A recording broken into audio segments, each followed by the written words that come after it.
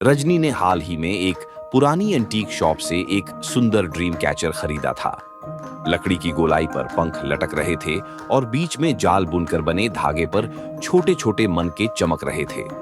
दुकानदार ने बस इतना कहा था, इसे रात को अपने बिस्तर के ऊपर लटकाना, बुरे सपने नहीं आएंगे, लेकिन ध्यान रखना कभी इसके धागे को मत तोड़ना। रजनी ने हंसते हुए इसे अपने कमरे में टांग दिया।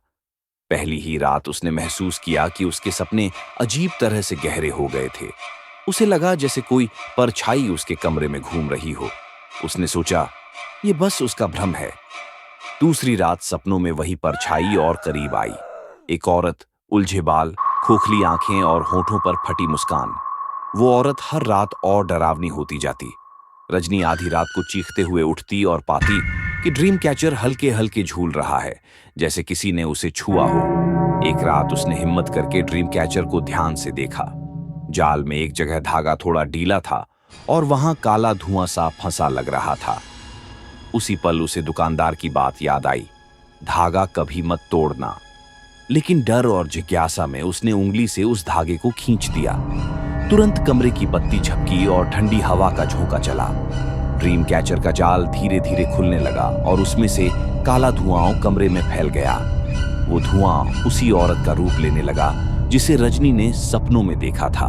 औरत फुसफुसाई, तुमने मेरा रास्ता खोल दिया, अब मैं सिर्फ तुम्हारे सपनों में नहीं रहूंगी।